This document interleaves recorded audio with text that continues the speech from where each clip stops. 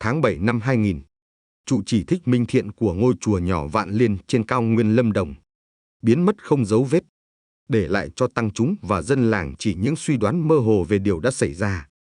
Suốt 25 năm, hồ sơ ấy nằm im trong ngăn tủ, phủ bụi thời gian. Nhưng vào một sáng tháng 5 2025, khi một tiểu phu dọn rừng thông hẻo lánh bên sườn làng Biang, chiếc rìu của anh khựng lại bên gốc cây mục. Bên dưới lớp rễ đen mục nát, anh phát hiện thứ khiến cả cộng đồng chấn động, một túi vải nâu cũ chứa di vật mang tên vị trụ trì mất tích. Bí mật tưởng như vĩnh viễn ngủ yên, nay trồi lên mặt đất, khởi đầu cho cuộc điều tra có thể thay đổi mọi điều từng được tin là sự thật. Ngô Minh An, 37 tuổi, ngồi một mình trong căn phòng trọ chật hẹp dưới chân lang Biang vào sáng sớm thứ Sáu.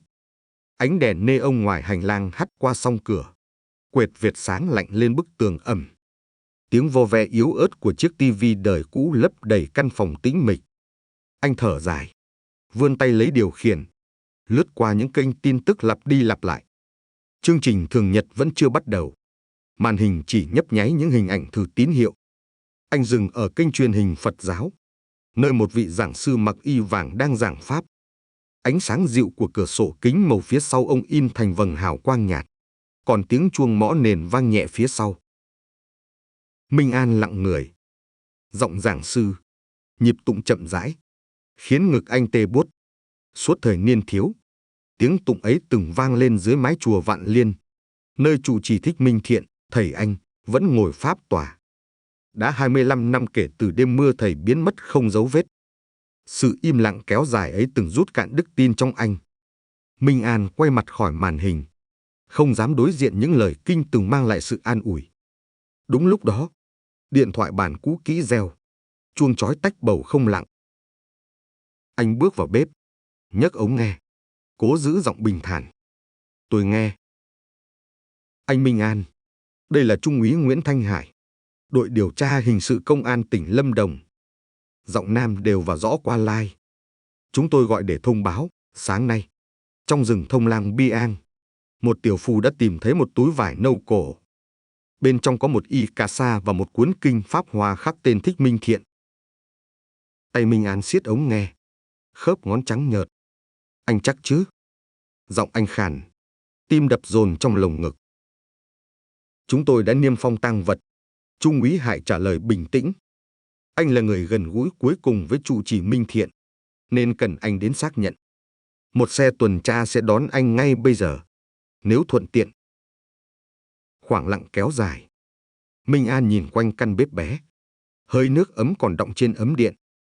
Anh thấy lại hình ảnh cậu chú tiểu 12 tuổi chạy khắp sân gạch ngập nước mưa, gọi thầy trong vô vọng. 25 năm, anh mang theo câu hỏi chưa lời đáp. Dù bao lời đồn bủa vây, nào trụ trì ôm tiền, nào thầy hoàn tục sang nước ngoài, anh chưa từng tin. Này, y cà sa và cuốn kinh khắc tên xuất hiện không thể là tình cờ. Anh nuốt khó, đáp gọn, tôi sẵn sàng. Gặp anh ở cổng khu trọ. Cúp máy, Minh An đứng im vài giây, hít sâu, rồi rời khỏi dòng ký ức. Anh thay áo sơ mi vải thô, khoác chiếc áo gió bạc màu, nhét điện thoại di động vào túi. Trong gương mở, quầng mắt thâm hằn vì những ca thiện nguyện đêm trước càng hiện rõ. Nhưng đôi mắt anh sáng lên kỳ lạ như bắt được sợi dây cuối cùng nối với quá khứ. Anh khóa cửa, bước vội qua hành lang vắng. Tiếng giày cao su cũ va nền xi măng khô. Chiếc xe cảnh sát màu trắng xanh đã dừng trước cổng. Đèn xi nhan nhấp nháy nhịp chậm. Trung úy Hải mặc sắc phục, gật đầu lịch sự, mở cửa hàng ghế sau. Minh An ngồi xuống, tay chắp tự nhiên trong lòng. Xe lăn bánh, rời khu trọ xuống con dốc ướt sương. Hai hàng thông cao thẳng tắp chạy lùi qua ô cửa kính. Sương sớm quẩn trong tán lá, ánh mặt trời mới nhú chỉ đủ dọi thành vệt nhạt. Bên trong xe, không gian gợi mùi nhựa ghế cũ và giấy tờ. Trung úy Hải nhìn gương chiếu hậu. Anh giữ mối liên hệ với trụ trì Minh Thiện bao lâu trước khi ông mất tích. Đêm cuối cùng, Minh An đáp gọn, mắt không rời khung cảnh mờ ngoài đường. Thầy đang viết sổ công đức thì trời đổ mưa. Sáng hôm sau tôi thấy phòng trống. Tiền công đức vẫn còn. Hải hỏi. Vẫn nguyên. Minh An gật, giọng trầm. Chỉ thiếu y cà sa và cuốn kinh trụ trì hay dùng. Hải ghi đôi dòng trên sổ tay, im lặng. Xe rẽ vào con đường đất đỏ dẫn về khu rừng khai thác. Mùi nhựa thông ẩm xộc vào khoang. Càng gần hiện trường, nhịp thở Minh An càng dồn dập. Nhưng anh giữ dáng ngồi thẳng, tay siết lại khí lạnh đầu ngày. Xe dừng cách dải băng niêm phong khoảng 10 mét. Anh mở cửa, đặt chân xuống đất bùn xe. Hiện trường vắng tiếng động cơ. 4 cán bộ kỹ thuật hình sự mặc áo phản quang đang chụp ảnh, đánh số, thu thập mẫu. Tiểu phu Lê Văn Bình đứng bên, nét mặt bối rối. Trên tấm bạt trải sạch, túi vải nâu niêm phong đặt cạnh y cà sa vàng sậm và cuốn kinh bìa gỗ. Minh An hít mạnh. Vạt áo hoàng hậu còn nguyên nếp, một mảng sẫm nhựa thông khô dính trên gấu. Trên bìa kinh, hàng khắc Minh Thiện PL.2543 nổi rõ dưới ánh sáng yếu. Anh cúi thấp, quan sát cẩn trọng. Đúng là y của thầy. Anh nói, không chạm tay. Vết nhựa này từng có từ trước. Thầy từng bảo chỉ rửa khi đúc xong đại hồng chung.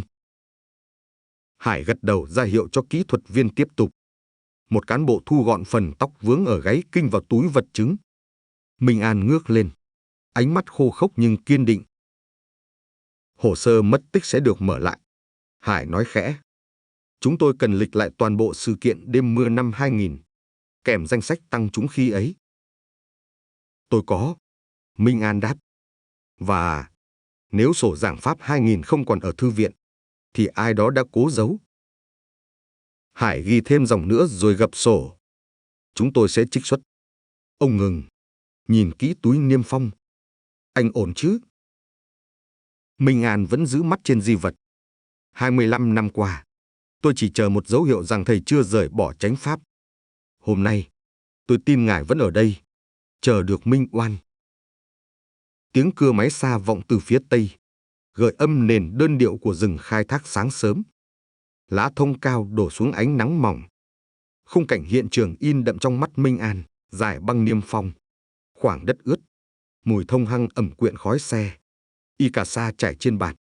Anh biết cuộc hành trình mới mở, kéo anh trở lại ngôi chùa cũ, tủ sách bụi, bản sổ mất tích và những bóng người từng hiện trong ánh đèn dầu đêm mưa.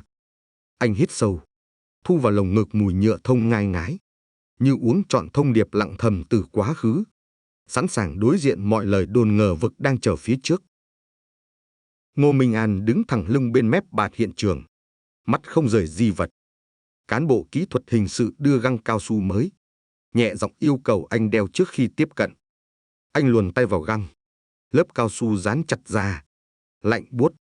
Người chụp ảnh hiện trường điều chỉnh khẩu độ, đèn flash nổ liên tiếp, ghi lại từng chi tiết trên y cà sa, mép vải sờn, vệt nhựa thông khô nâu sẫm, đường chỉ móc tay còn nguyên. Minh An cúi thấp, quan sát chữ tử bi thêu nhỏ dưới cổ áo, nét chỉ còn sắc, hệt khi thầy Minh Thiện choàng y trong lễ Phật đản cuối cùng. Anh xác nhận bằng giọng chắc, y của trụ trì Minh Thiện, không nhầm được. Trung úy Nguyễn Thanh Hải gật đầu, ra hiệu cho một kỹ thuật viên đặt biển đánh số kế bên, rồi chuyển sang cuốn kinh bìa gỗ. Bìa phủ lớp sơn then đã nứt chân chim. Khi mở trang đầu, dòng khắc Minh Thiện PL.2543 hiện rõ. Mép trang lụa tơ tằm ố vàng vì ẩm, nhưng phần chú giải viết mực nho vẫn sắc đậm. Minh An chỉ lên đoạn bút lông nghiêng nhẹ ở lề, chữ của thầy. Thói quen của thầy là hạ bút dứt khoát ở nét cuối. Đây chính là bút tích ấy. Kỹ thuật viên dùng nhíp gắp sợi tóc dính sát gáy sách, thả vào ống nghiệm chứa dung dịch bảo quản, dán mã số, đặt vào hộp vận chuyển chuyên dụng. Hải ký xác nhận trên biên bản, rồi chuyển sổ cho Minh An ký tên nhân chứng. Giữa không khí ẩm lạnh, tiếng bút bi chạy trên giấy nghe rõ mồn một. Ký xong, Minh An trả lại bút, nhìn bạt hiện trường lần cuối. Anh cảm nhận luồng gió nhẹ thoảng qua rừng thông, mang mùi nhựa hăng và hơi sương. Tiếng cưa máy xa dần, nhường chỗ cho tiếng lá rung xào xạc, như bước mở đầu cho câu trả lời anh kiếm tìm suốt 2 thập kỷ rưỡi. Hải đóng cặp hồ sơ chuyên dụng, ra hiệu rời khỏi khu niêm phong. Trên đường đất trơn, cả đội men theo vệt cỏ bị xe tải nghiền nát. Khi đã cách hiện trường chừng 30 mét, Hải dừng lại dưới thân thông lớn. Anh Minh An, anh có thể cung cấp tường trình chi tiết đêm thầy biến mất và các nghi vấn liên quan tiền quỹ công đức không? Chúng tôi cần tái lập toàn bộ. Minh An gật. Đêm đó, mưa bắt đầu khoảng 6 giờ. Tôi còn nhớ tiếng đổ đầu hồi, ngói kêu răng rắc. Thầy đang viết sổ công đức tại bàn gỗ. Đèn dầu đặt bên trái. Khoảng 7 giờ, tôi rời phòng sang kho thực phẩm. Lúc quay lại, cửa vẫn khép, ánh đèn còn hắt qua khe. 10 giờ, mưa lớn, đèn tắt. Tôi tưởng thầy đã nghỉ. Sáng ra, phòng trống, tiền công đức nguyên vẹn, y và kinh mất. Hải ghi nhanh. Trong thời gian đó, chùa còn ai? Thầy Minh Thiện, tôi, sư thầy Huệ Quang, Đại Đức Phổ Đức, 2 chú tiểu khác và một hộ gia đình trông bếp. Nhưng đêm mưa, chỉ tôi trực. Anh dừng, mắt nhìn thằng Hải. Tôi tin sổ giảng pháp năm 2000 sẽ chỉ ra hướng điều tra. Quyển ấy đã biến mất. Hải đóng sổ tay. Sau giám định ADN, chúng tôi sẽ cập nhật. Hồ sơ mất tích chính thức tái khởi động. Ông nhìn quanh rừng rồi tiếp. Tôi đề nghị anh về trụ sở, lấy lời khai chi tiết và ký biên bản mở lại vụ án. Minh An đồng ý. Bước lên xe. Động cơ gầm nhẹ. Bánh xe nghiến đất đỏ. Xe vào đường nhựa. Anh ngả lưng. Mắt dõi phong cảnh lùi dần. Trụ cột thông mở trong sương. Mái rừng bị xẻ thành dải sáng hẹp. Trong khoang, Hải liên lạc bộ đàm. Giọng ngắn gọn, niêm phong hoàn tất. Tang vật chuyển phòng giám định. Chuẩn bị mở hồ sơ năm 2000. Đối chiếu nhân sự đêm xảy ra vụ việc.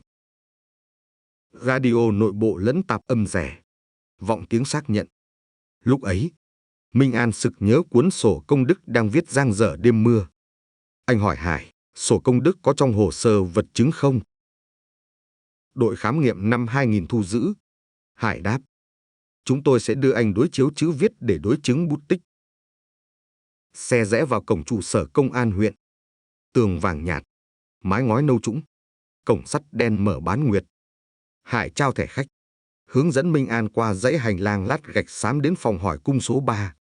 Trong phòng, bàn gỗ phủ kính, 2 ghế nhựa đen, điều hòa phát tiếng ù khẽ. Trần phòng gắn bóng huỳnh quang trắng sắc. Một điều tra viên khác ngồi chờ. Bảng tên Trần Đức Khoa, cấp hàm trung úy. Hải giới thiệu, rồi chuyển biên bản tường trình cùng chứng cứ sơ bộ. Khoa mở máy ghi âm, xin phép, rồi đề nghị Minh An tường thuật lần nữa để ghi chính thức. Anh trả lời mạch lạc, không sót mốc thời gian, đèn tắt lúc mưa to, cửa phòng không khóa, dấu dép bùn, sổ mở dở, tiền không thiếu. Anh nhấn mạnh mối quan hệ giữa trụ trì và Huệ Quang, Phổ Đức, 2 người quản lý quỹ tu bổ chánh điện, từng tranh luận gay gắt với trụ trì về hạng mục chi tiêu, nhất là gói đúc Đại Hồng Trung. Khoa đánh dấu đoạn này, cho rằng động cơ tài chính cần xem xét. Khi ghi xong, Khoa đưa giấy biên nhận. Minh An ký. Khoa gập biên bản, niêm vào bì thư màu vàng nâu, đóng dấu mật. Chúng tôi sẽ thu thập chữ viết tay của Huệ Quang, Phổ Đức và sánh với bút tích trong kinh. Anh nói, nếu ADN trên tóc khớp di thể trụ trì, hồ sơ mất tích chuyển thành điều tra hình sự. Hải dẫn Minh An sang phòng bên, nơi cán bộ pháp y tạm ngồi. Một hộp nhựa chứa 2 miếng gạc lót tóc, tem niêm phong cố định. Pháp y phụ trách ghi nhận màu sắc, độ dài sợi tóc, đặt vào tủ lạnh chuyên dụng chờ chuyển phòng xét nghiệm tỉnh. Nhìn hộp nhựa đóng tem, Minh An cảm thấy bước thứ nhất đã rõ ràng, sự tồn tại của thầy không còn nằm trong đồn đoán. Tang vật hữu hình cứa toạc màn mù tin đồn 25 năm. Ra khỏi dãy hành lang, nắng lên cao hơn, mặt sân bê tông ánh lốp hơi nóng. Minh An nhíu mắt. Hải trao anh tờ giấy hẹn, 3 ngày nữa. Phòng điều tra sẽ họp, thông báo kết quả giám định sơ bộ. Anh gập tờ giấy bỏ túi áo, cảm ơn rồi bước chậm ra cổng. Gió tạt qua khoảng sân, mang theo mùi khói lá khô đâu đó. Anh dừng trước bồn cây bàng, úp bàn tay lên gờ xi măng mát lạnh, thở sâu. Điện thoại di động rung khẽ. Số gọi là sư thầy trong nhà bếp cũ này giữ bếp hương. Anh bắt máy, nghe người kia báo Huệ Quang và Phổ Đức vừa cho người niêm phong kho kinh. nói kiểm kê. Anh chỉ đáp ngắn, tôi biết rồi. Cúp máy, anh nhìn lên bầu trời cao nguyên xanh chói. Trở về phòng trọ, Minh An tháo găng tay, gấp ngay ngắn đặt bên bàn, rồi mở tủ sắt nhỏ chứa tập tài liệu anh cất giữ nhiều năm, bản chụp sổ công đức, các ảnh chụp phòng trụ trì tối mưa, giấy ghi chú mờ anh từng nhặt dưới chân tủ. Anh xếp lại, đánh dấu trang, chuẩn bị mang đến họp 3 ngày sau. Gần giữa trưa, ánh nắng hắt qua khung cửa sổ, vạch bóng song sắt lên mặt bàn. Minh An ghé ngồi, cầm trang kinh Pháp Hoa sao chép năm xưa, đọc thầm đoạn kệ nói về nhân quả không hư dối. Những dòng chữ nặng bằng mực in và thời gian, nhưng ý nghĩa vẫn sáng trong. Anh khép mắt, để hơi thở theo nhịp câu kệ, lòng chậm bình ổn. Tiếng còi xe ngoài phố kéo anh trở lại. Anh đứng dậy, cất tài liệu, khóa tủ. Trên bàn, tách trà nguội còn hơi cạn, phản chiếu vệt nắng rung. Anh nâng tách, uống cạn vị chát, như nuốt quyết tâm. Khi đặt tách xuống, tiếng chạm sứ khẽ nhưng dứt khoát, vang vọng một lời hứa đơn giản. Đến cùng, anh sẽ giải được bí ẩn của đêm mưa, cho dù phải đối diện với bất cứ sự thật nào ẩn dưới lớp gạch bệ tượng Phật. Ngô Minh An trở lại chùa Vạn Liên vào cuối buổi chiều cùng ngày. Mây dày treo thấp trên mái ngói thẫm rêu, nắng tắt sớm khiến sân lát gạch ẩm tối. Anh đẩy cánh cửa gỗ dẫn vào khu thư viện cũ nằm mé đông hậu điện. Bản lề kêu rít khô khốc, lớp bụi mỏng bay lên dưới luồng sáng lờ nhờ lọt qua chấn song. Mùi giấy cũ pha nhựa thông ẩm quẩn trong không khí lạnh. Anh bật đèn tuýp, ánh sáng trắng chiếu dải sách cao sát trần. Dãy nhật ký giảng pháp của trụ trì Thích Minh Thiện đóng gáy vải màu nâu sẫm nằm theo thứ tự năm, bắt đầu từ 1988. Anh lấy một chiếc ghế đầu, trèo lên tầng kệ trên cùng, bắt đầu kiểm đếm. Quyển 1996, gáy có ký hiệu vệt sơn xanh, vẫn nguyên bụi. Quyển 1997 đặt sát bên, bìa có mảnh giấy ghi chú Phật đản, trùng tu tam quan. Tiếp đến 1998, 1999. Anh khựng lại, khoảng trống vừa đủ một cuốn sách nằm giữa 1999 và 2001. Bụi trên kệ in rõ 4 cạnh chữ nhật sạch mới, dấu vết cho thấy một cuốn vừa bị rút ra không lâu. Minh An cúi, trụm mắt kiểm tra, mép bụi hai bên còn rõ đường viền nham nhở. Chính giữa lỗ gỗ kệ, lớp verni vẫn mờ ánh. Anh rút điện thoại, dùng đèn flash chụp cận ảnh vết trống, rồi chụp toàn cảnh kệ, lưu vào thư mục chứng cứ. Anh hạ ghế, tìm tiếp các tủ phía dưới để nhãn tài liệu phụ trợ. Bàn tay lật từng nẹp gỗ, tiếng bản lề vang cộc cộc rỗng. Trong hộp thứ 3, anh thấy các bản sao bài giảng rời, sắp xếp theo tháng. Tháng 6 năm 2000 trống hoàn toàn. Anh lật sổ đăng ký mượn sách đặt trong ngăn kéo. Trang sổ ghi tay ghi chú mục giảng pháp 2000 không hề có chữ ký mượn. Dòng dưới cùng dừng ở ngày mùng 5 tháng 5 năm 1999. Kế tiếp nhảy sang ngày mùng 3 tháng 2 năm 2001. Bỏ hẳn một năm. Anh ghi lại bằng ảnh. Tiếp tục rà soát. Minh An mở ngăn kéo khóa nhỏ luôn gắn phía sau bàn đọc. Khóa không gì, chứng tỏ được tra dầu. Anh thử chìa dự phòng treo ở góc tủ. Vẫn mở trơn. Trong ngăn chỉ có hộp thiếc đựng con dấu, vài cuộn băng dính cũ và giấy nốt trống. Không sổ. Anh đóng ngăn, tắt đèn flash, đứng giữa phòng nhìn bao quát. Các kệ cao hai bên, bàn gỗ dài ở giữa, cửa chớp gắn lưới bụi xám lâu ngày. Không dấu hiệu cậy mở. Anh rời thư viện, khóa cửa, sang phòng lưu trữ hành chánh. Gian phòng này thấp trần hơn, ánh sáng vàng mở. Thùng hồ sơ treo theo năm đặt trên kệ kim loại. Anh mở mục chi thu quỹ công đức 2000, lấy bìa còng. Bên trong chỉ còn phiếu chi lặt vặt cho gạch ngói. Không có phiếu xuất quỹ đúc đại hồng chung, hạng mục từng gây tranh cãi giữa trụ trì và nhóm phụ trách tài chính. Anh tra sang bìa biên bản họp tăng trúng 2000. Giấy lộn xộn, biên bản tháng 6 mất trang cuối. Bút tích khác hẳn nét chữ của trụ trì. Anh chụp lại, cẩn thận đặt trả về chỗ cũ theo đúng thứ tự. Chuông chánh điện ngân báo thời kinh chiều, vọng đều qua hành lang trống. Minh An giật mình. Anh đã ở thư viện hơn 1 giờ. Bước ra hành lang đá, anh gặp chú Tiểu trông kho hương đi ngang. Cậu cúi chào. Minh An hỏi, mấy hôm gần đây có ai vào thư viện? Cậu lắc đầu, đáp chỉ thấy Thượng tọa Huệ Quang và Đại đức Phổ Đức khóa cửa 2 hôm trước để kiểm kê. Anh gật, không hỏi thêm. Trời nhá nhem, gió lạnh rít qua hàng hiên, mang theo mùi khói củi từ bếp hậu trai. Anh trở lại thư viện, kiểm tra khóa một lần nữa, dùng điện thoại ghi lại tình trạng ổ khóa không xước mới. Đi ngang kho khóa phía nam, anh thử tay nắm, thấy ổ mới thay, vết gen vít còn sáng. Rời khu nhà sách, anh đi vòng qua sân sau, tới chánh điện. Bệ tượng Phật A-di-đà đúc đồng cao 3 mét đứng trầm mặc giữa ánh đèn vàng. Anh nhìn kỹ phần chân bệ, mạch vữa đường viền có vệt nứt mới, xi măng màu nhạt hơn nền gạch chung quanh. Anh cúi chạm, lớp vữa còn sần, chưa mòn. Mảnh vụn xi măng rơi, để lộ khe hở mảnh tối. Anh không động thêm, chỉ dùng đèn flash chụp chi tiết góc bệ và vết vữa mới, rồi cất máy. Quay vào trong, anh mở tủ áo pháp phục cũ của trụ trì, kiểm tra túi áo trong vẫn trống, chỉ còn mùi long diên hương phai. Anh khép tủ, kéo then. Tiếng gỗ khép trầm vang vào không gian chánh điện thênh thang, lồng giọng tụng kinh xa dần. Anh thắp một nén hương, cắm vào lư hương đồng đáy bệ.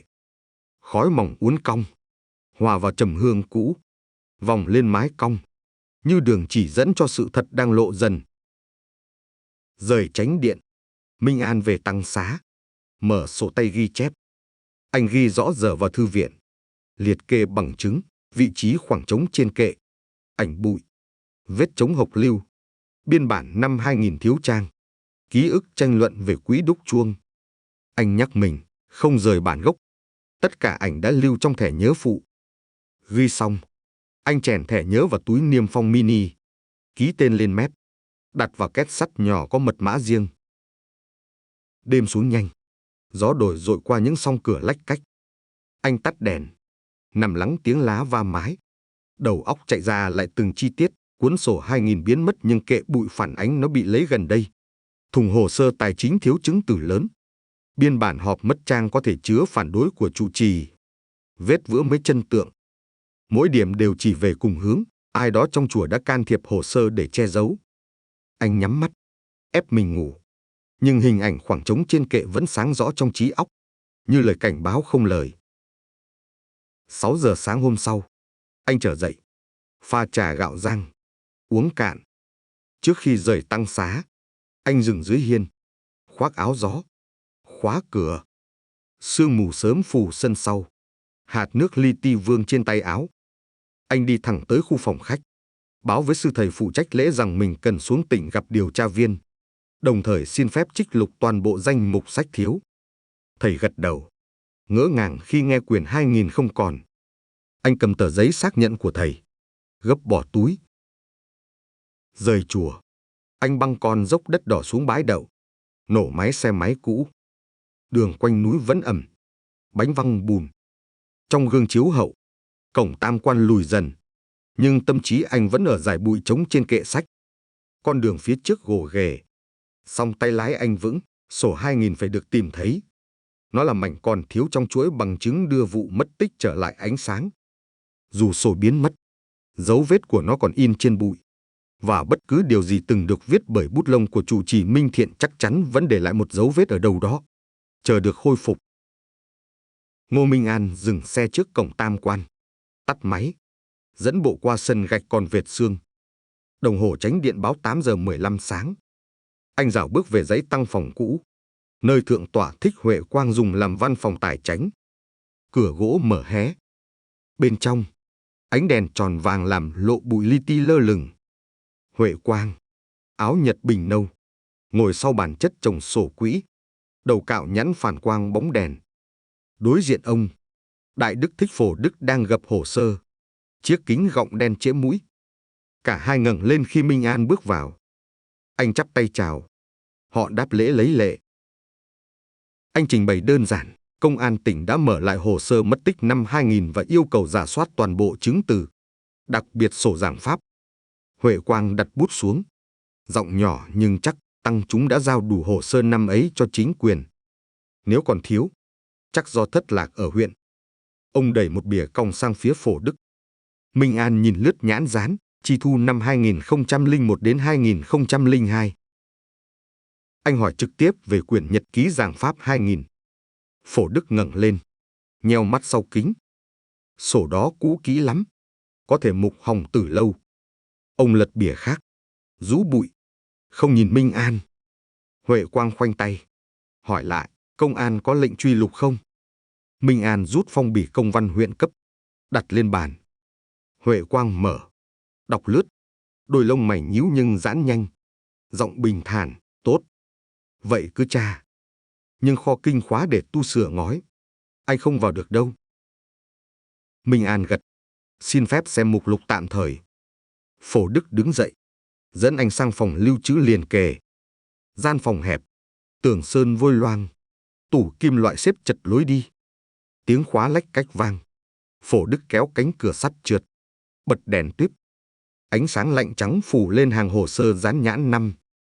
Anh lần mắt tìm nhãn 2000, nhưng tủ này đánh số 1994, 1995.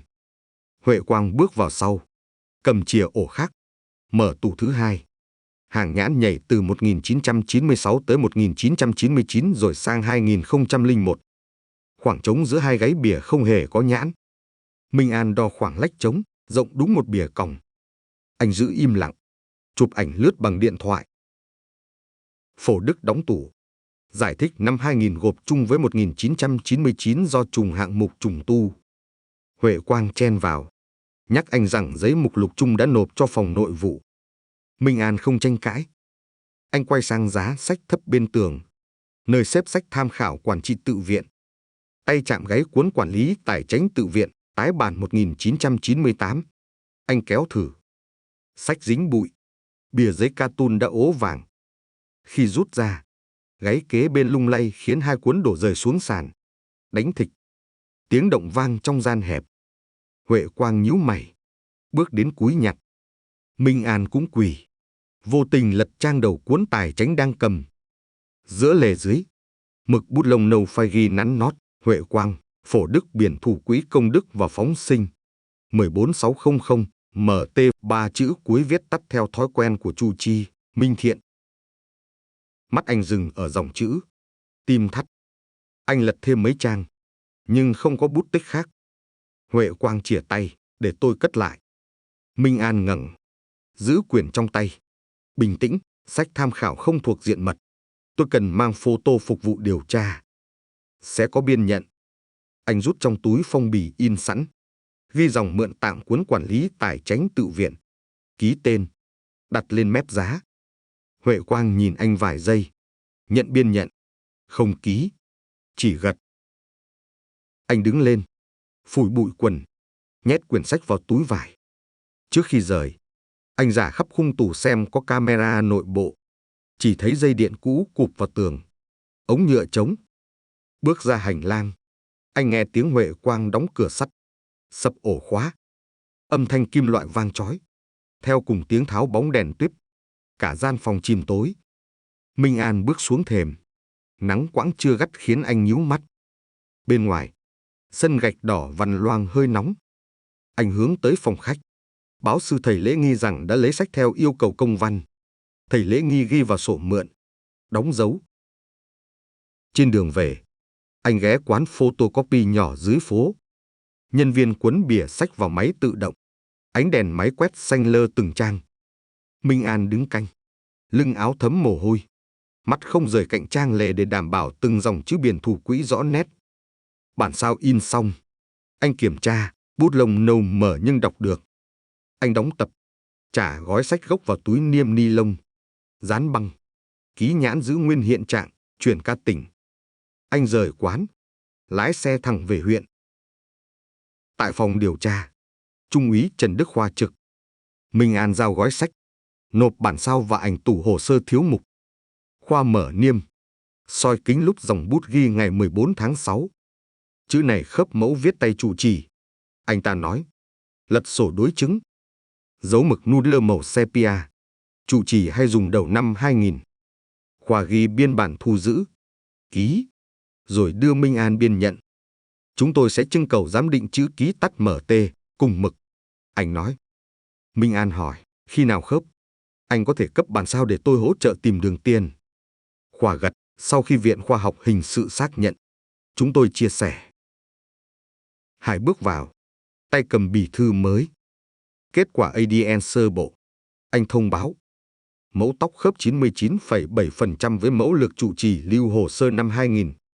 Minh An nín thở. Hải tiếp, chúng tôi nâng vụ án lên điều tra giết người. Hiện giờ, cần giữ bí mật tiến trình, tránh xáo động tăng chúng.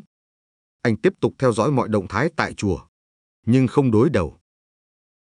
Minh An gật, nhận tài liệu hướng dẫn bảo mật, rồi rời phòng. Ra khỏi trụ sở, tiếng gió chiều cuộn bụi đỏ dưới gốc phượng. Anh đứng bên dải cây phượng già, mở điện thoại, soạn tin nhắn cho chú Tiểu trong kho hương, kho kinh có ai vào tối qua không? Chưa đầy phút, trả lời, tối qua 9 giờ Đại Đức Phổ Đức mang xô vữa ra sân. Không rõ làm gì. Sáng thấy vết xi mới. Anh lưu tin, xóa khỏi hộp đến, rồi khởi động xe máy. Trên đường về, trời âm u tích mây, gió cuốn lá khô, báo hiệu cơn mưa chiều. Anh bẻ tay lái vào lối rẽ quanh hồ nhỏ, tấp xe dưới cây bằng lăng, lấy bản copy cuốn sách. Anh đánh dấu dòng bút lông bằng bút highlight lạnh, gập trang, bỏ vào bìa nhựa. Trong ánh hoàng hôn xám, trang giấy phản chiếu phớt tím. Anh cởi nút túi áo trong, khép dây kéo áo gió. Sấm vọng xa, mùi đất ẩm dâng. Anh nghĩ đến khoảng vữa mới dưới bệ tượng Phật, đến khoảng trống khó coi trong tủ hồ sơ, đến bút tích tố cáo biển thủ. 3 mảnh ghép hướng chung vào một khe hở. Đêm mưa thầy biến mất, tiền quỹ đúc chuông bị rút, sổ giảng pháp bị lấy đi. Khi mưa đầu mùa sắp trút, anh khởi động máy, phóng dọc con đường đồi vắng, quyết giữ chặt chứng cứ mới tìm được trước khi bất kỳ kẻ nào trong chùa kịp che lấp dấu vết thêm một lần nữa.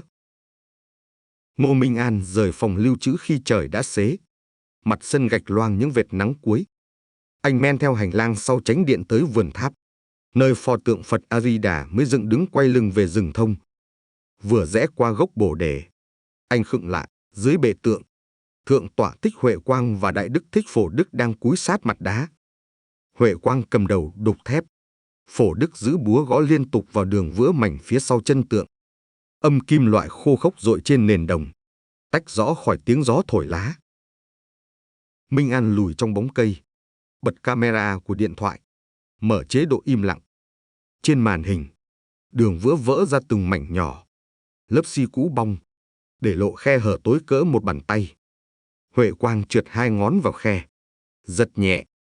Tiếng cọ sần vang lên, khoảng trống rỗng dưới bệ mở rộng. Phổ Đức luồn cả cánh tay, kéo mạnh. Một bọc ni lông đen dính bụi xi trồi ra, dài chừng nửa mét. 2 người đỡ lấy, đặt xuống nền, hơi thở nặng. Bao phồng cứng, miệng quấn dây ni lông xoắn 3 vòng. Phổ Đức nhìn quanh thoáng chốc rồi gập đầu vịn xe rùa dựng sát tường. Anh ta lăn bánh tới, kêu kéo kẹt. Huệ Quang xốc đầu bao. Phổ Đức phụ nhấc thân túi, thả vào lòng xe rùa. Bánh xe chiếu xuống đất ẩm, in vệt sâu. Minh An phóng to, chụp liên tiếp 3 khuôn hình, bao ni lông, dây quấn, dấu bánh. Huệ Quang phủ tấm bạt xám lên bao, buộc 2 góc. Ông liếc về hành lang nhưng không phát hiện ai. Minh An ép sát thân cây, giữ hơi thở ổn định. Xong bao, Huệ Quang quỳ xuống khe tượng, đặt lại mảnh gạch, chút vữa mới từ xô nhỏ. Ông miết bay nhanh, lấp kín khoảng hở. Vữa còn ướt, màu xám nhạt nổi bật trên đường vữa cũ phai nâu. Ông rắc bụi gạch nghiền, dùng găng tay miết cho lẫn màu. Phổ Đức cầm đèn pin soi, gật đầu. Minh An ghi hình cận vết vữa chắp, từng chi tiết đều vào khung. Phổ Đức đẩy xe rùa về cổng phụ bên hông chùa. Huệ Quang xách xô đi cạnh, không nói. Minh An bước lùi trong bóng hiên, giữ khoảng cách. Ra tới sân sau, bánh xe rùa đổi tiếng lạo xạo khi cán nền đá granite mới lát. Chiếc bán tải xám thường ngày chở vật tư đỗ sát hàng cây sao. Thùng phủ sẵn bạt. Phổ Đức hạ càng, nắm miệng bạt, bật khóa. Bao ni lông được 2 người nhấc lên, thả xuống thùng, rồi âm trầm. Họ phủ bạt trở lại, quấn dây cao su bấm chốt. Minh An chụp biển số xe, rồi ghi thêm góc thùng lộ búa, xẻng và cuộn dây thừng. Huệ Quang leo vào ghế lái, Phổ Đức lên ghế phụ. Đèn định vị bật sáng. Xe lùi khỏi bãi, rẽ ra lối đất phía sau chùa. Minh An tránh luồng đèn, ghi tiếp video đến khi xe khuất sau rặng thông. Im lặng trở lại, chỉ còn tiếng lá kêu rì rào. Anh quay lại bệ tượng. Vết vữa mới chưa khô hẳn. Anh dùng cạnh thước kim loại khẽ ấn. Bột xi dính đầu thước. Anh chụp cận cảnh. Thu màu vữa rơi vào túi giấy niêm phong. Ghi chú ngày, ghi địa điểm. Trước khi rời sân, anh quay toàn cảnh, tượng, xe rùa trống, dấu bánh in sâu, mảnh gạch vụn chưa dọn. Xong, anh về phòng khách gần cổng, lấy sổ nhật ký ra vào. Anh viết vắn tắt, xe tải xám chở vật liệu rời cổng phụ vào cuối buổi chiều. Thùng phủ bạt, biển số, hướng đường đất, ký tên, xé tờ liên carbon bỏ túi làm chứng. Bên hành lang, ánh hoàng hôn tắt dần. Gió từ triền núi lùa qua, mang theo mùi nhựa thông ẩm. Minh An ghé tăng phòng, đóng cửa, mở điện thoại, gom ảnh video thành tệp, đính kèm lời nhắn cho Trung úy Nguyễn Thanh Hải đã ghi hành vi nghi vấn, mở bệ tượng, lấy bao ni lông, đưa lên xe xám. Sẽ theo dấu khi có lệnh. Anh nhấn gửi, đèn báo truyền phai nháy rồi tắt. Trên bàn, thẻ nhớ dự phòng nằm sẵn trong phong bì niêm. Anh ghi bằng chứng tượng, bao ni lông rồi kẹp bằng dải băng bảo mật. Một khi xuất hiện lệnh điều tra, bằng chứng này sẽ nối tiếp dòng chữ biển thủ quỹ anh tìm thấy trong cuốn sách tài chính. Anh khoác áo gió, thò tay tắt đèn, lắng nghe tiếng động cơ xa dần vang vọng lại từ khu rừng âm vọng nhắc anh chuẩn bị bước tiếp. Ngô Minh An nổ máy xe ngay khi đèn hậu trước bán tải xám khuất sau rặng thông. Anh tắt pha, chỉ giữ ánh định vị mở để tránh phản chiếu, rồi bám theo vệt bánh còn in ướt trên lối đất xuống núi. Đêm đã phủ kín, con đường hẹp len giữa hàng thông, gió quất lá rào rào. Động cơ diesel phía trước vọng lại từng quãng ngắn, cho anh ước lượng khoảng cách. Anh duy trì tốc độ thấp, vừa đủ không mất dấu. Qua khúc cua tay áo, ánh đèn phía trước chớp rồi tắt khi xe xám đổi hướng vào lối rẽ cũ kỹ bên sườn. Minh An giảm ga, dừng xe dưới tán cây rậm, khom người dắt bộ để không gây tiếng. Anh giấu xe sau gốc thông mục, khóa cổ, rồi đi bộ men theo mép đường. Trong khe lá, anh thấy bán tải đỗ trên bãi đất bỏ hoang từng tập kết gỗ. Đèn khoang tắt hẳn. Hai bóng người ngồi bất động trong cabin, có vẻ chờ đợi. Minh An nép hẳn vào bóng cây, bật máy ảnh hồng ngoại, phóng tầm xa ghi chùm ảnh, biển số, thùng phủ bạt xám, dấu bánh sâu xuống đất mềm. Anh khóa máy, lấy điện thoại phụ, mở chế độ gửi tin khẩn. Vị trí GPS hiện tọa độ chính xác. Anh gõ vắn tắt, xe nghi phạm dừng bãi gỗ cũ phía đông chùa. Giữ khoảng cách. Chờ lệnh. Tin chuyển đi trong vài giây. Ngay sau đó, anh tắt dữ liệu di động, cất máy.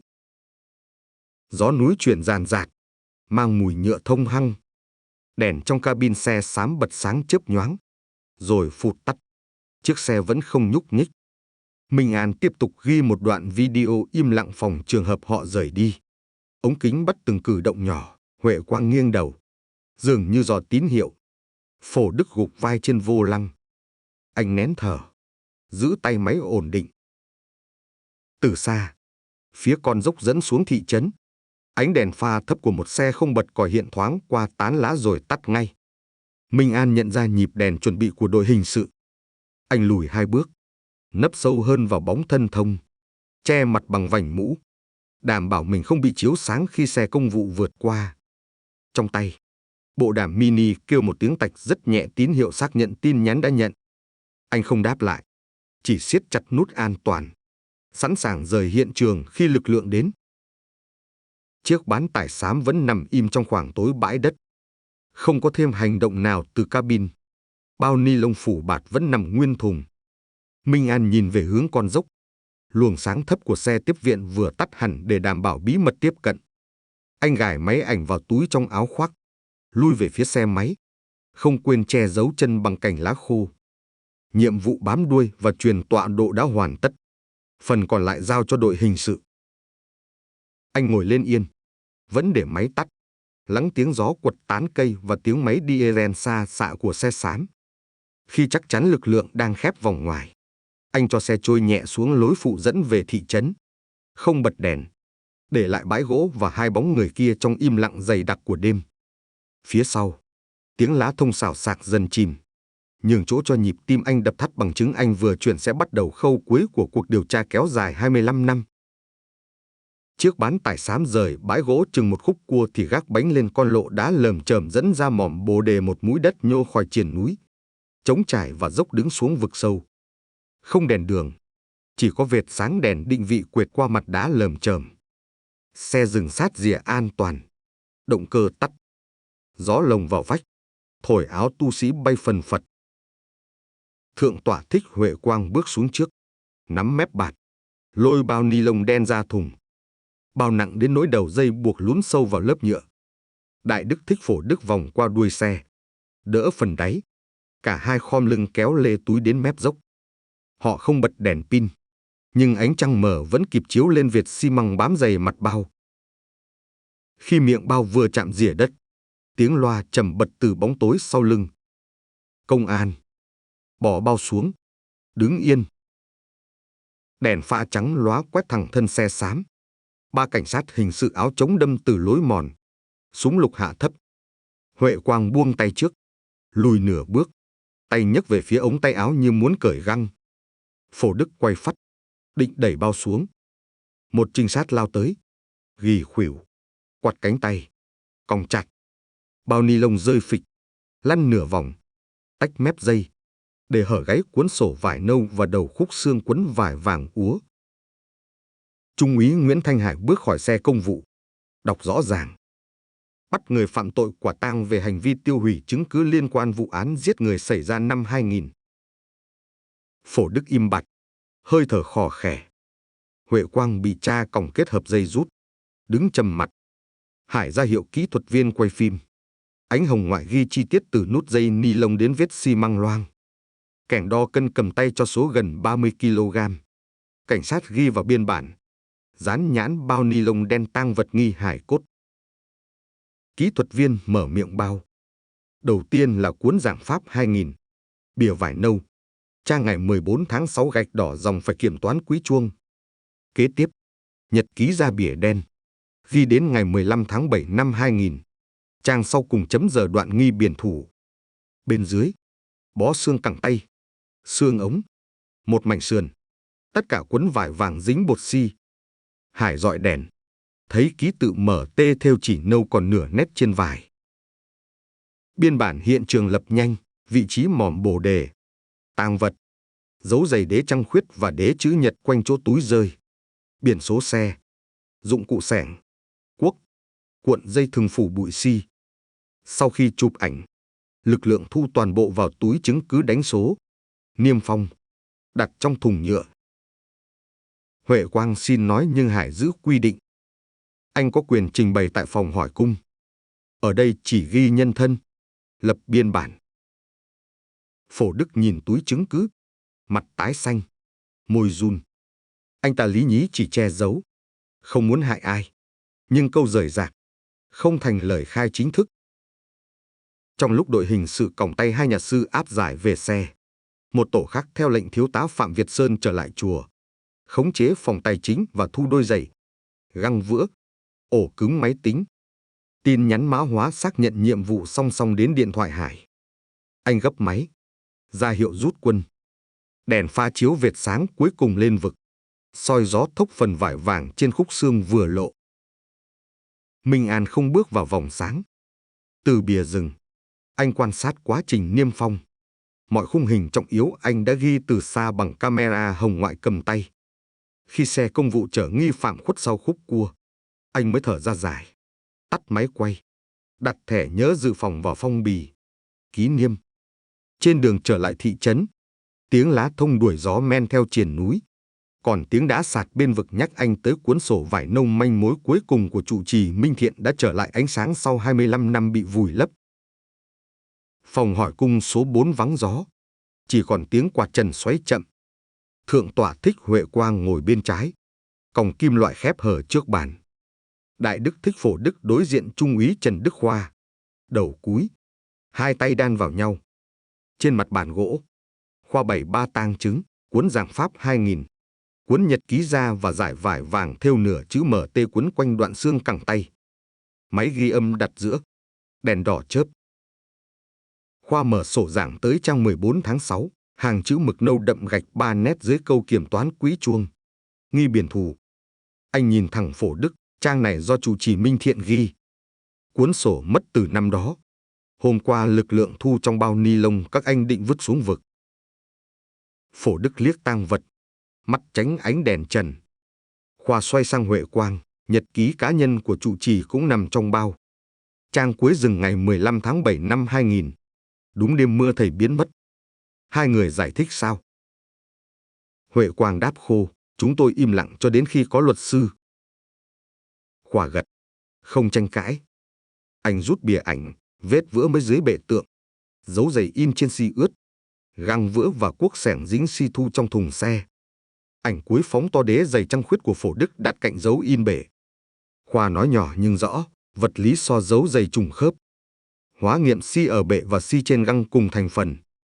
Các anh đã mở bệ, lôi bao, mang đi phi tang. Tiếp theo, giám định pháp y sẽ xác định chính xác nạn nhân. Tôi cho hai anh cơ hội ghi lời khai trước khi kết luận hình sự được hoàn tất. Không gian đặc sệt hơi im lặng. Phổ Đức nuốt khan, hai tay run nhẹ. Huệ Quang nhắm mắt, ngả người dựa lưng ghế. Khoa không ép thêm, chỉ mở cuốn nhật ký ra. Lật giữa, ngày mùng 3 tháng 7, tiền chuông không khớp. Huệ Quang bảo sẽ bù bằng đợt công đức mới. Anh chậm rãi, trụ trì đã cảnh báo. Các anh có 4 phút cân nhắc, rồi tôi đóng biên bản. Kim dây đồng hồ tưởng tích tắc đơn điệu.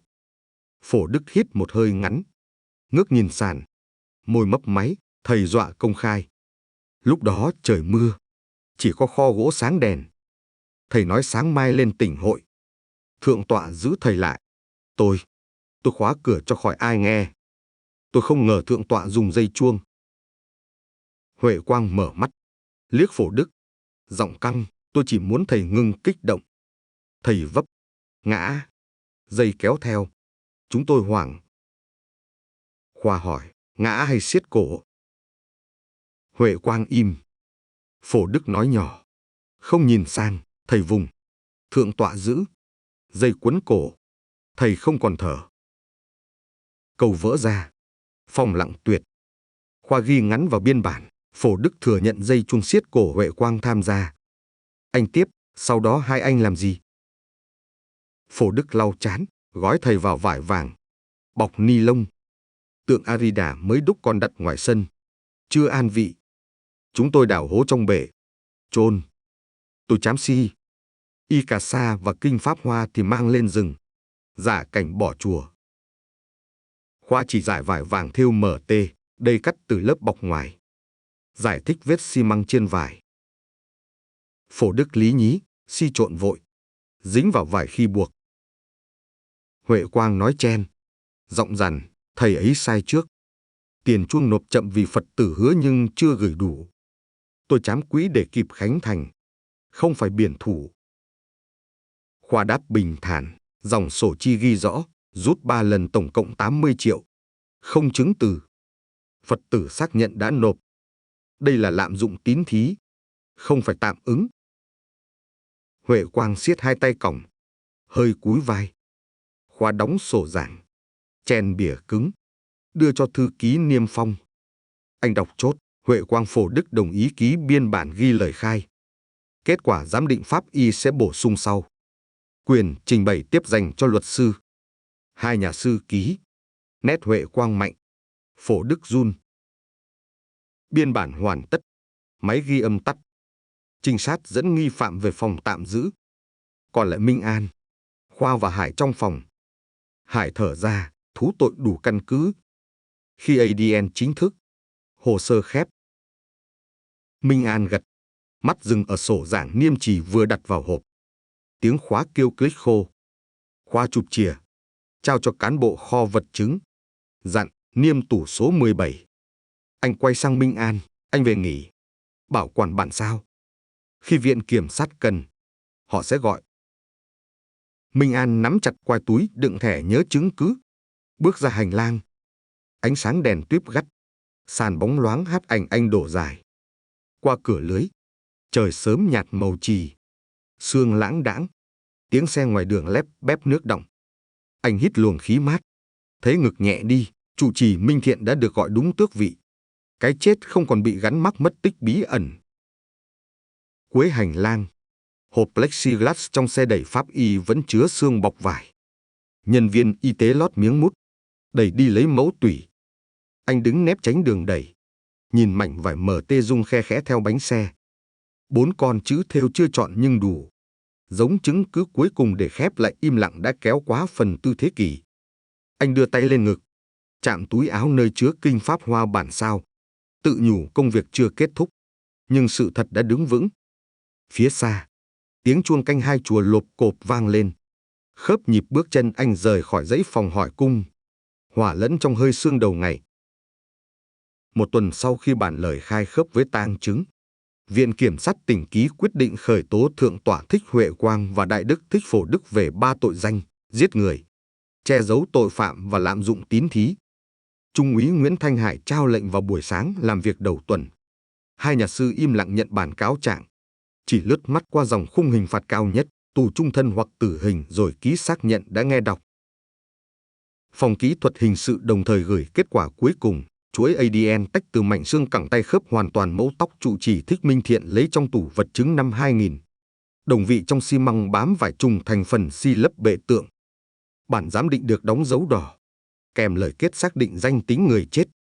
Thiếu tá Phạm Việt Sơn ký công văn chuyển bộ phận hộ tịch huyện đề nghị khôi phục chứng từ chính thức cho Minh Thiện. Hồ sơ mất tích 25 năm chính thức đổi thành vụ án giết người đã xác định nạn nhân. Ngô Minh An dự buổi họp báo ngắn gọn tại trụ sở. Sơn thông tin lên truyền thông, cơ quan điều tra đã hoàn tất giai đoạn truy xét. Sẽ chuyển hồ sơ sang Viện Kiểm sát để truy tố. Không nêu chi tiết tài chính. Ông chỉ xác nhận lượng tiền công đức thất thoát sẽ được phòng kế hoạch Tài chính Phật giáo tỉnh kiểm toán độc lập. Minh An đứng lẫn trong các phóng viên, tay cầm bản sao quyết định khởi tố. Lòng bất giác nhẹ hơn khi nghe tên thầy đọc đúng danh xưng cố trụ trì Thích Minh Thiện thay vì người mất tích. Cuối tháng, kết quả giám định pháp y hoàn tất, xương thu được đủ cơ sở lập hồ sơ hài cốt, cho phép gia đình hoặc đại diện pháp lý nhận về an táng. Hội đồng trị sự giáo hội tỉnh họp khẩn, biểu quyết tổ chức lễ trả tỷ, thu xá lợi trong khuôn viên chùa Vạn Liên vào đại lễ Vu Lan báo hiếu.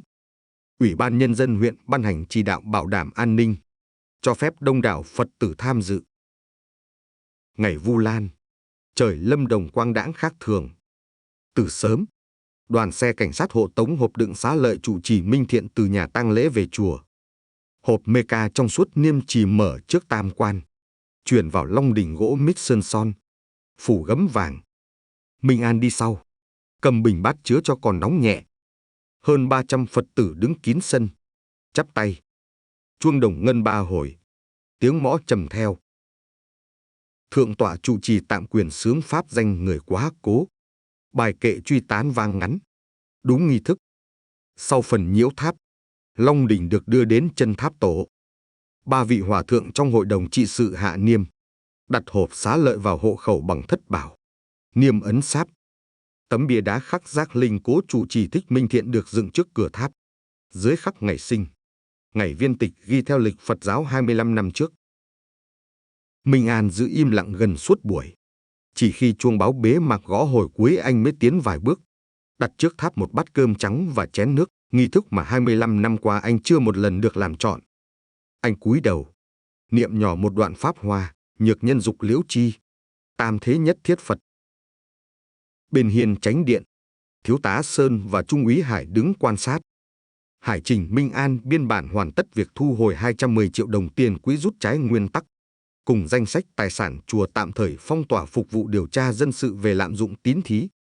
Ủy ban giáo hội ủy nhiệm Minh An và ban kiểm soát mới giám sát minh bạch tài chính tới khi chùa bầu trụ trì mới. Anh ký, nét bút bình tĩnh khẳng định trách nhiệm. Chiều xuống, Phật tử lần lượt ra cổng. Tiếng lá bồ đề xào xạc phủ lên sân gạch ấm hơi nắng. Bệ tượng A-di-đà đã được thợ xi măng cạo sạch lớp vữa giả, trám lại bằng hợp chất mới pha đúng màu nền, không còn vết chắp. Dấu gạch vụn thu gom, sàn đá rửa thay mới. Chỉ mảnh đường nứt nhỏ dưới chân tượng được để trần, gắn bảng đồng bảo tồn hiện trạng, tang chứng vụ án 2000. Minh An đứng dưới bóng bồ đề, nhìn bảng đồng lấp lánh. Công việc trước mắt còn dài, báo cáo kiểm toán, phục dựng chuông đại hồng, thiết lập quỹ phúc lợi rõ ràng. Nhưng tiếng chuông Vu Lan vừa dứt khắc đã xua lớp xương quá khứ nặng nề. Anh nghe vọng đâu đó giọng trụ trì Minh Thiện trong trí nhớ, giữ tâm như đất bằng. Anh đáp thầm, con đã giữ, và thầy đã về. Đêm, đoàn Phật tử cuối cùng rời chùa. Sân gạch còn vương nhang tàn, mùi trầm phảng phất. Minh An khóa kho tài chính, niêm phong xong, dừng chân trước tháp Xá Lợi, thắp một nén hương. Khói quyện lên vòm lá đen. Trong ánh lửa nhỏ, biển tên đá sáng lóa, khép lại quãng lặng 25 năm không mộ bia, không tiếng tụng siêu, không lời tạ. Đêm Vu Lan, chu kỳ trăng tròn hiếu hạnh năm ấy lặp lại. Nhưng lần này, danh dự của Minh Thiện đã trở về đúng chỗ trong lòng Phật tử và trong chính cõi lòng Minh An. Hội trường gỗ nhỏ sát hành lang đông chánh điện vừa sửa lại. Bàn dài phủ chiếu cói, 3 chiếc quạt trần quay chậm. Ngày đầu tháng, ban kiểm soát tạm thời của chùa Vạn Liên họp công khai thu chi. Lần đầu sau 25 năm. Ngô Minh An ngồi đầu bàn. Trước mặt là xấp báo cáo do tổ kiểm toán độc lập lập 30 trang. Bìa đóng dấu của giáo hội tỉnh. 20 Phật tử đại diện công đức, cùng 4 vị sư trẻ, ngồi hai bên. Phía cuối, Thiếu tá Phạm Việt Sơn dự với tư cách giám sát điều tra dân sự. Trung úy Nguyễn Thanh Hải tới muộn, kín đáo đứng sát cửa, sổ tay nhỏ trong túi áo. Minh An mở cuộc họp bằng việc đọc to tổng quỹ hiện còn 863 triệu đồng, phần lớn do Phật tử chuyển về sau khi vụ án được công bố. Anh tiếp, khoản rút trái nguyên tắc giai đoạn 1999 đến 2000 đã thu hồi đủ. Toàn bộ sẽ đưa vào tài khoản duy nhất.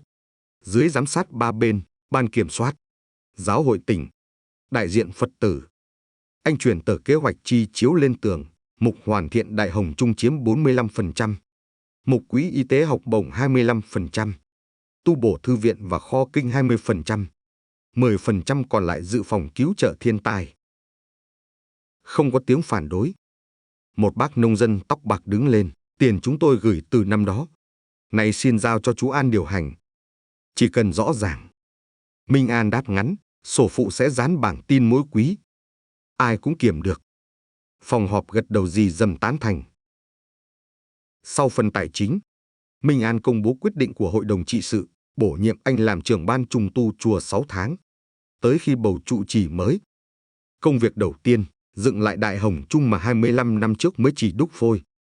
Xưởng đúc đồng ở Nam Bộ đã gửi báo giá. Khánh thành dự kiến rằm tháng 4 Phật lịch sang năm. Khi bảng tiến độ hiện lên, tiếng xúc động dâm gian. Chuông lớn từng là ước vọng dang dở của trụ trì Minh Thiện giờ được đưa trở lại đúng mục xong. Cuộc họp kết thúc, Minh An ký biên bản, đóng dấu, giao bản sao cho thiếu tá Sơn. Sơn đọc lướt, gập lại, minh bạch vậy là ổn. Phần dân sự của vụ án sẽ dựa trên báo cáo này. Hải gật, nhét sổ tay, bắt tay Minh An, hoàn thành chuông sớm. Cho tôi nghe tiếng. Anh cười nhạt, đáp, em chuông đầu tiên chắc sẽ nặng. Hải rời trước, Sơn theo sau. Hội trường chỉ còn tiếng kéo ghế gọn, giấy sột soạt. Chiều, Minh An ra sân sau. Bệ tượng A-di-đà vừa được thợ hoàn thiện mặt xi mới pha đúng tỷ lệ cát đá. Màu hòa nền đá cũ. Đường nứt giữ làm bằng chứng được viên đồng mỏng. Khắc dòng tang chứng vụ án 2000, bảo tồn. Anh quét mắt khắp sân, xe rùa. Cuốc xẻng giờ xếp gọn. Không còn thức xi vương vãi. Tiếng trẻ con vang gần cổng, bé Trần Minh Tài. Con bệnh nhi anh từng cho cháo. Chạy vào. Chìa tay, chú An. Con hái được hạt bồ đề. Viên hạt nhỏ nâu nằm trên lòng bàn tay bé. Minh An nắm nhẹ, đặt vào túi áo, mai chú khoan đầu. Luôn chỉ cho con, mang như lời thầy dặn. Hoàng hôn phủ sườn núi, ánh đỏ soi mái ngói. Minh An đi vòng thư viện cũ. Nơi ngăn kệ trống từng tố giác sổ thất lạc nay gắn tấm mica bảo lưu bằng chứng lịch sử. Anh mở cửa, bụi lâu gỡ sạch, kệ gỗ đánh vách ni sáng. Bản sao sổ giảng 2000 và nhật ký ra. Sau khi được phép, đặt trong tủ kính khóa. Bên cạnh thông báo, tài liệu phục vụ nghiên cứu, không lưu hành sao chụp. Anh đứng trước tủ giây lát. Chữ viết nâu của trụ trì Minh Thiện dưới lớp kính như vẫn còn mới. Tối, sân chùa rực đèn hoa đăng.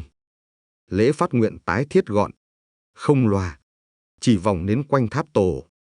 Minh An mặc áo tràng lam, dẫn đầu đoàn 30 Phật tử đọc lời khấn, nguyện dùng công đức này chuộc lại thiếu sót cũ. Hồi hướng đến giác linh cố trụ trì Thích Minh Thiện. Tiếng chuông bảng nhỏ ngân, hòa nhịp trống khẩu, gió núi mang hương trầm loang quanh bậc đá. Sau lễ, anh lên văn phòng, mở hộp thư điện tử. Luật sư của giáo hội gửi bản thông báo, phiên sơ thẩm vụ Huệ Quang, Phổ Đức sẽ mở tháng sau. Viện Kiểm sát đã nộp toàn bộ chứng cứ, trong đó có video anh ghi. Anh gập máy, để sang bên, rồi lấy bút tô vào bảng kế hoạch treo tường, ngày đổ khuôn chuông, ngày hoàn tất kiểm toán giai đoạn 1. Mọi cột mốc đều mới, nhưng mốc cuối cùng, khánh thành chuông. Tiếng đầu, 19 giờ. Phật đàn, anh khoanh màu đỏ đậm. Hẹn tự tay kéo dùi. Đêm khuya, chùa tắt đèn, chỉ đèn tọa đăng đỏ nhỏ trước tượng. Minh An khóa văn phòng, xuống bậc đá, nghe tiếng lá thông rung như nhịp thở đều. Anh dừng trước tháp Xá Lợi, chắp tay. Trăng thượng huyền hắt ánh bạc lên tấm bia mới. Dòng chữ giác linh Thích Minh Thiện sáng yên. Hương lan thoảng nhẹ. Anh thầm nhủ, chuông sẽ ngân dài, đủ lớn để vượt qua 25 năm lặng câm. Và lần này, không còn ai bẻ cong tiếng ngân ấy. Lá bồ đề rì rào như đáp lại, nhắc anh việc ngày mai ký hợp đồng chuông, gặp đội thợ xây thiện nguyện, dựng bảng chi tiết trước cổng. Anh quay lưng, bước vào bóng hiên. Trong ngực nghe tiếng chuông tưởng tượng vang một nhịp trầm. Báo hiệu vòng luân chuyển cuối cùng của vụ án đã khép, còn vòng tái thiết đã mở sang trang mới.